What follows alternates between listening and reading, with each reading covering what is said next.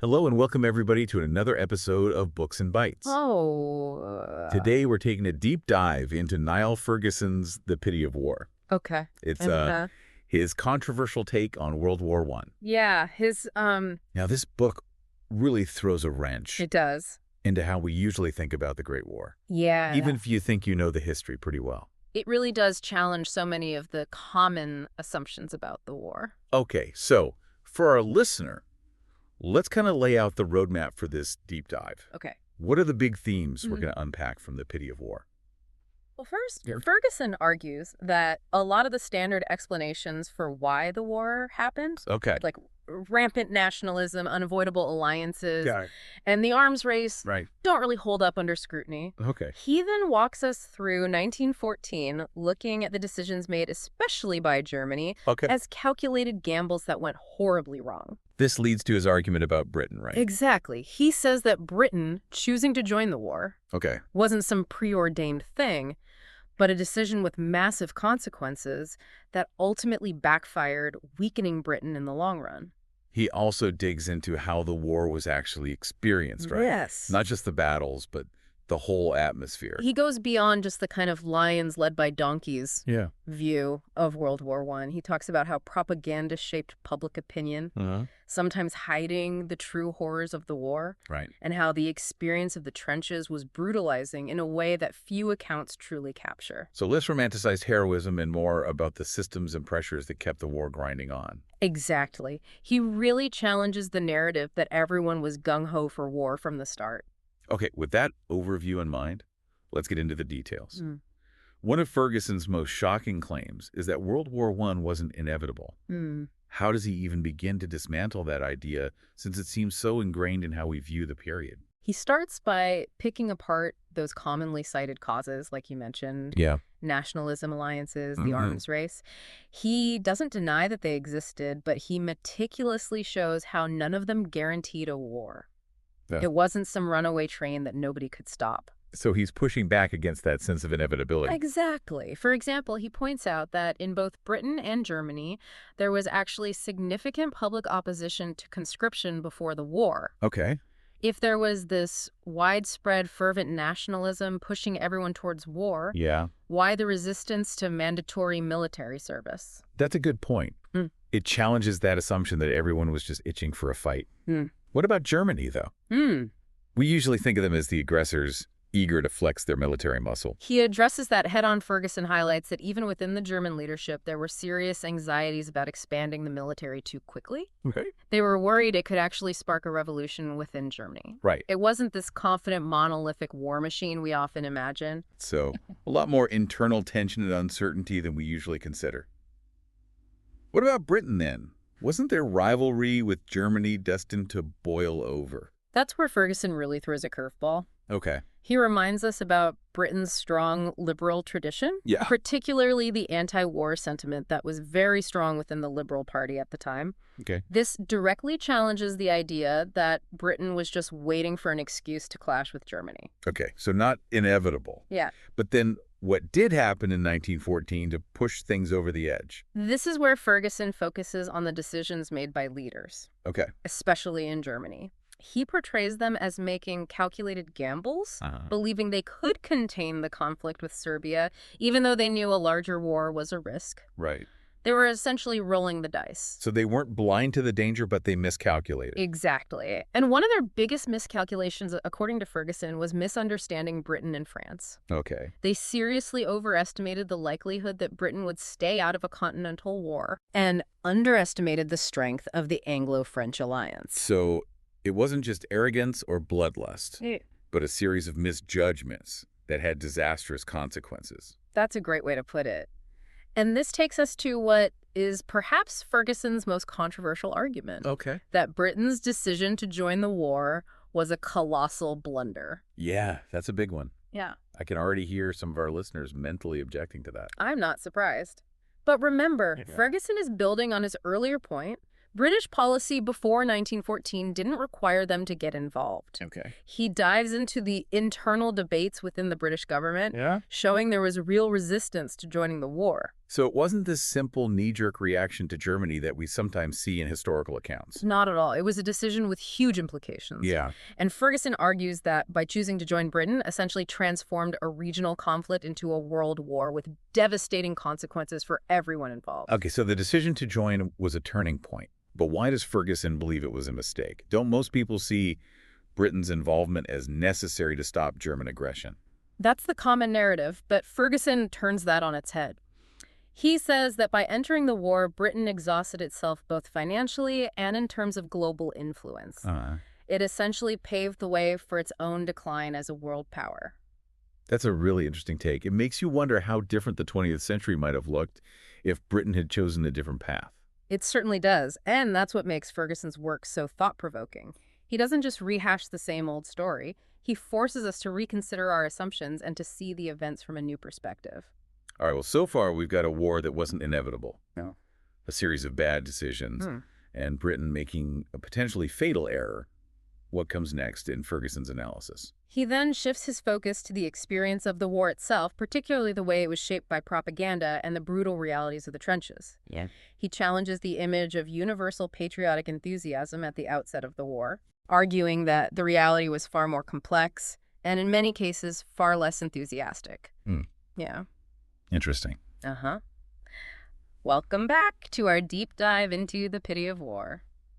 Last time we left off with Ferguson challenging some pretty fundamental ideas about why World War I even happened. He certainly does shake things up. So now Ferguson dives into Yeah. how the war was actually experienced, Never right? get why. Not just from the general's point of view, but for everyday people. Exactly. He argues that this image we often have Yeah. of everyone being swept up in patriotic fervor, eagerly marching off to war, Right. that's largely a myth created by propaganda. He specifically challenges that idea of universal enthusiasm, right? Yes. He digs into the actual reactions across Europe and finds plenty of anxiety, mixed feelings, Right. and even outright opposition to the war. Wow. Remember, this was a huge disruption to people's lives, Yeah. with economic hardship hitting many people right away. That makes sense. Wartime economies aren't exactly known for being worker-friendly.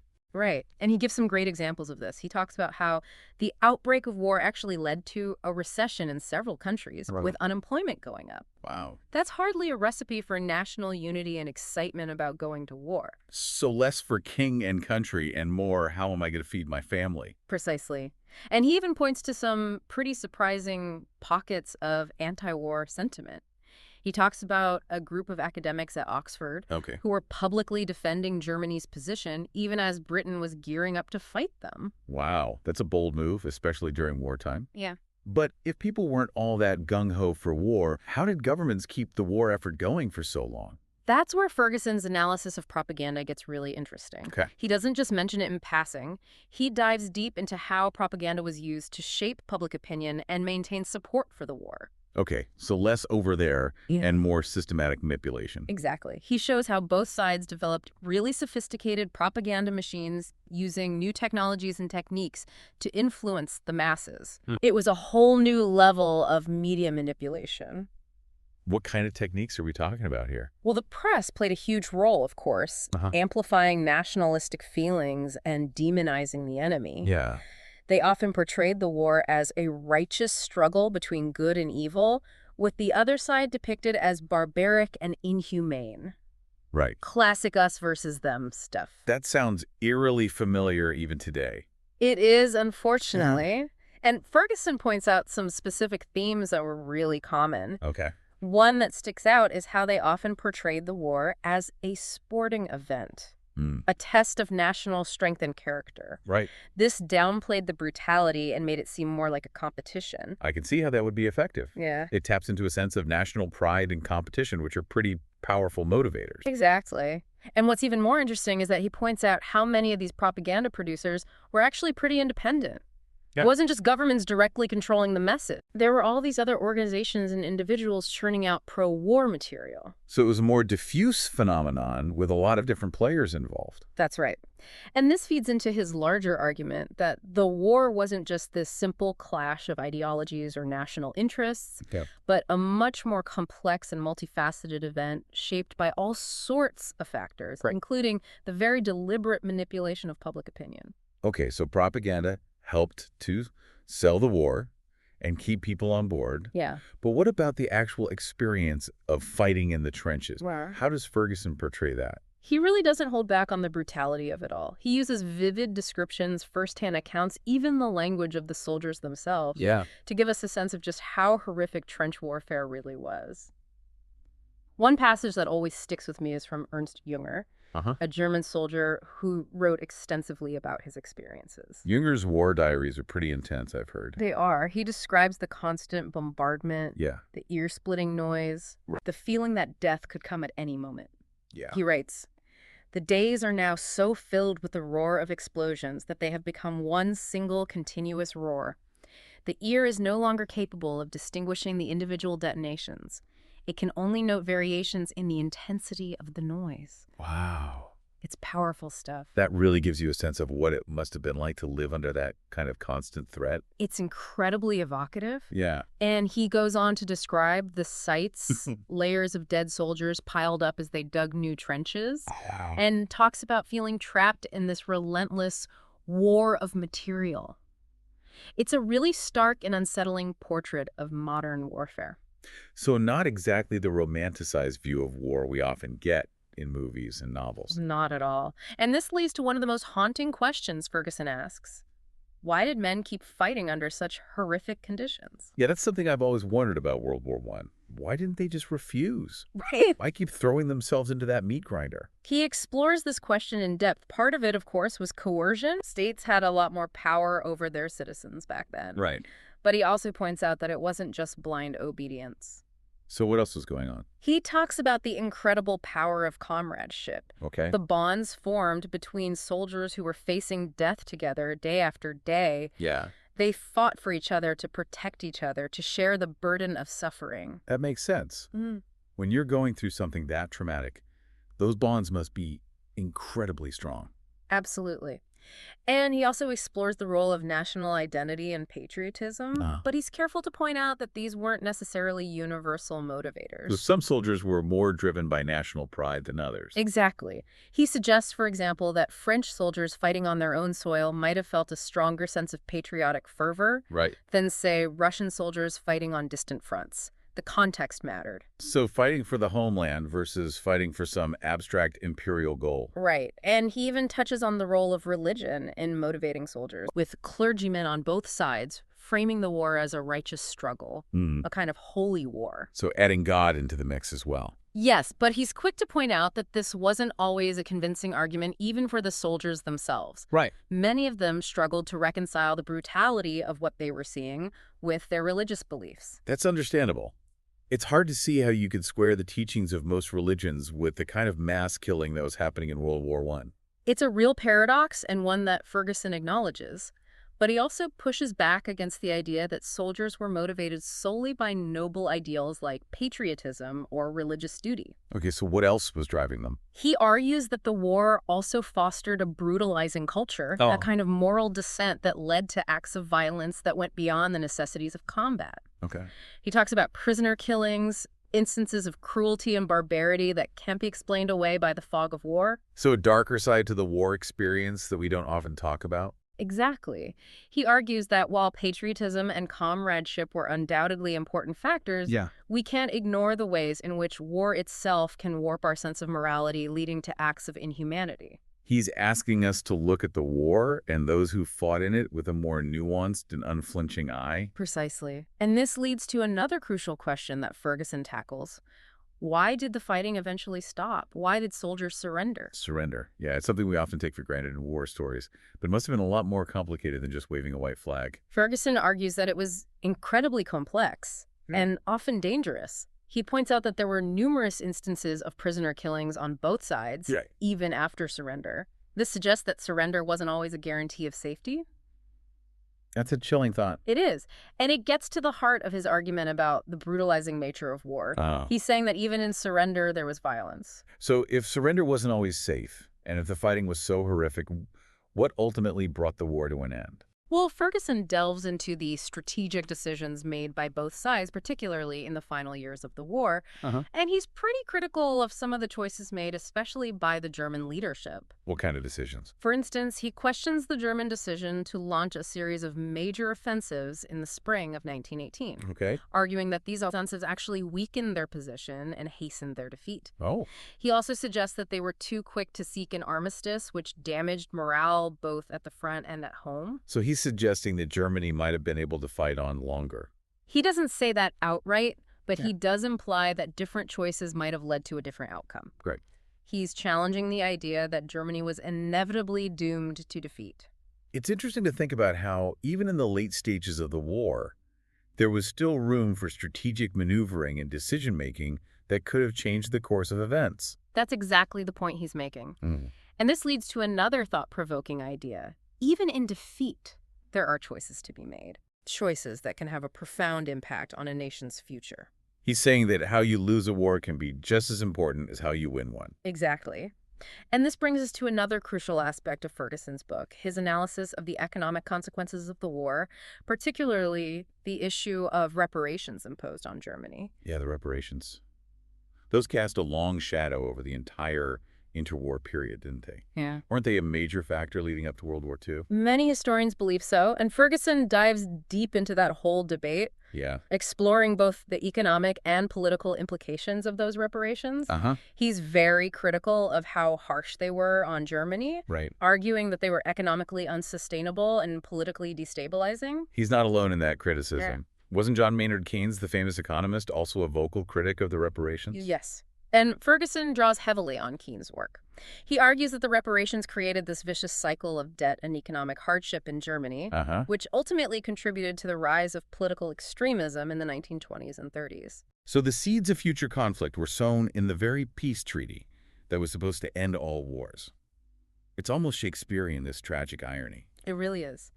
And Ferguson sees the Treaty of Versailles as a colossal missed opportunity to create a lasting peace. Uh-huh. Instead of fostering reconciliation and rebuilding, he says it fueled resentment and instability, setting the stage for another global conflict. This reminds me of something we talked about earlier. How Ferguson argues that Britain's intervention in the war ultimately undermined its own power. Right. It's like a theme of unintended consequences running throughout his whole analysis. That's a great observation. He argues that while Britain technically won the war, Right. it did so at a tremendous cost, draining its resources and weakening its global position. Uh-huh. He even suggests that staying out of the conflict might have been the better option for Britain in the long run. It's fascinating to consider how different the 20th century might have looked if the war had stayed a purely European affair with Britain staying on the sidelines. It really does make you wonder, and this brings us to a broader question that Ferguson implicitly poses throughout the book. Was World War I a necessary evil, or was it a colossal mistake? That's a big question, and one that I don't think anyone has a definitive answer to, but it's certainly one worth pondering, especially in light of Ferguson's analysis. Absolutely. He's not giving us easy answers, but he is forcing us to confront the complexity of the past and to reconsider those narratives we often tell ourselves about war. He wants us to think critically about the causes and consequences of war, to look beyond the simplistic explanations, and to understand the true human cost of these conflicts. Exactly. And this brings us back to that powerful title, The Pity of War. Such an evocative title. What do you think Ferguson means by that? I think he's highlighting the tragedy of it all, the sheer waste of human life and potential. Right. It's not just about battles and casualties. It's Yeah. about shattered lives, broken families, the psychological scars that endure long after the guns have fallen silent. He's talking about the enduring legacy of violence and its impact on individuals and entire societies. Precisely. And I think he's also calling for a more empathetic understanding of war. Okay. He wants us to see beyond the abstractions of strategy and geopolitics Yeah. and to recognize the human faces of conflict. To remember that these were real people with hopes and dreams and fears just like us. Exactly. And to consider the choices that led them to that moment and the choices we make today that might lead us down a similar path. This has been a truly fascinating exploration of the pity of war.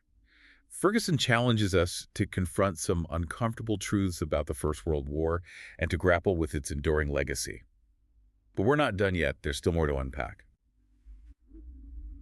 Welcome back to our deep dive into Niall Ferguson's The Pity of War. We've covered a lot of ground, haven't we? Yeah, from the outbreak of the war to the brutal realities of the trenches. Yeah. And we've talked about how Ferguson challenges so many of the assumptions we have about World War I. He really does offer a fresh perspective. Yeah, he does. Now, at this final part, Okay. I want to go back to something we touched on earlier. This culture of violence that Ferguson says emerged during the war. It's a side of World War I we don't often hear about. It's a difficult but important aspect of his book. He argues that the war didn't just involve violence. Yeah. It actually fostered a kind of brutalization leading to acts that went beyond the necessities of combat. We talked about prisoner killings in the last part. Yeah. What else does he say about this culture of violence? He provides some really chilling examples. Yeah. And what's especially disturbing is that many of these incidents happened away from the heat of battle. Okay. It wasn't just the fog of war. There seems to have been a level of cold-bloodedness that's hard to fathom. What does he say motivated this kind of violence? Was it just revenge? Revenge definitely played a role. Okay. Soldiers who had seen their friends killed or who had been subjected to particularly brutal attacks sometimes sought revenge against enemy prisoners. That's understandable on a human level, even if it's morally wrong.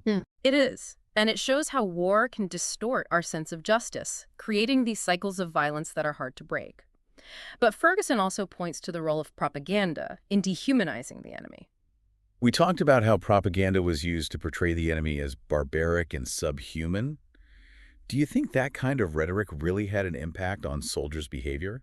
Ferguson argues that it did. When you're constantly being told that the enemy is less than human, it becomes easier to justify violence against them. It's a reminder of how dangerous propaganda can be. Yeah. How it can fuel hatred and create a climate where violence becomes acceptable, even encouraged. It's a sobering thought, and it has implications that go far beyond World War I. It certainly does. And Ferguson also highlights another motivation, of one that's more practical, but equally disturbing: the perceived danger of taking prisoners. What do you mean? In some cases, soldiers were simply reluctant to take prisoners because they saw it as a risk to their own safety. Okay. They worried that prisoners might try to escape, or that they might pose a threat if the enemy's counterattacked. So it's a matter of self-preservation. In part, yes.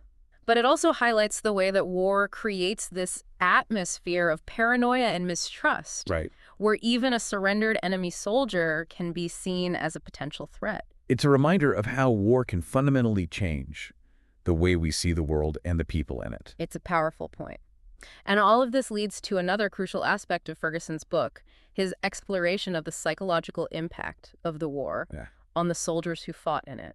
We talked a bit about shell shock or PTSD, but I'm curious to hear more about how Ferguson delves into the psychological trauma of the war.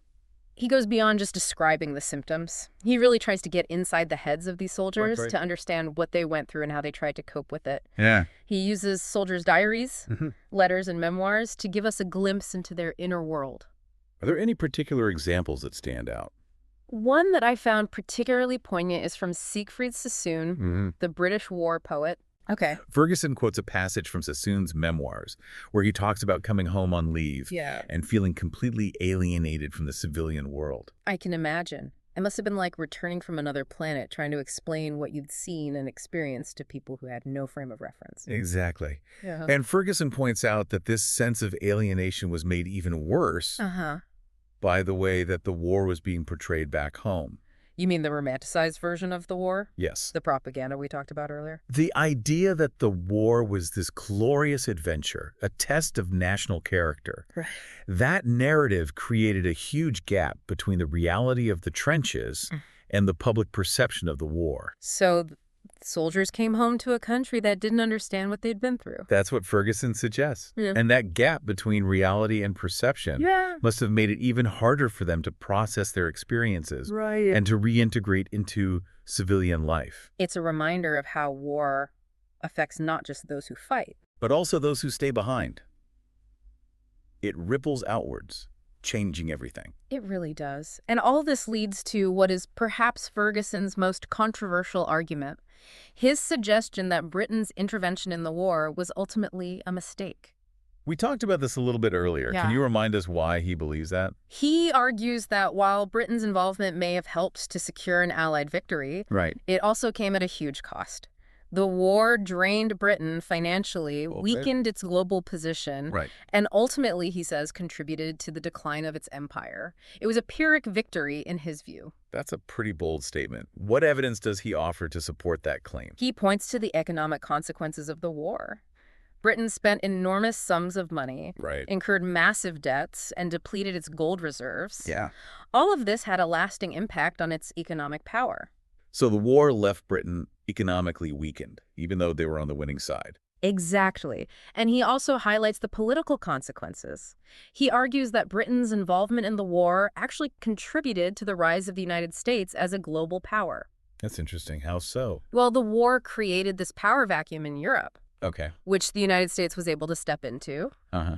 It also forced Britain to rely on American financial assistance, Right. which further increased American influence. So, in a sense, Britain's victory helped to pave the way for its own relative decline. That's Ferguson's argument. It's a really thought-provoking idea that even winning a war can have negative consequences, Right. even for the victors. It challenges that simple narrative of good guys versus bad guys, winners and losers. Yeah. It's a much more nuanced and complex view of history. Exactly. And it brings us back to that powerful title, The Pity of War. Right. Ferguson is highlighting the tragedy of war, not just for the vanquished, but for everyone involved. It's about the profound and often unforeseen costs of conflict costs that can reverberate for generations. I think that's a great way to put it. Well, listeners, we hope you've enjoyed this deep dive into the pity of war. It's a challenging book, Yes. but it offers a really valuable perspective on one of the most pivotal events of the 20th century. Uh-huh. We encourage you to check it out for yourself. Absolutely. Until next time, Yeah. keep exploring, keep questioning, and keep diving deep. Thanks for listening.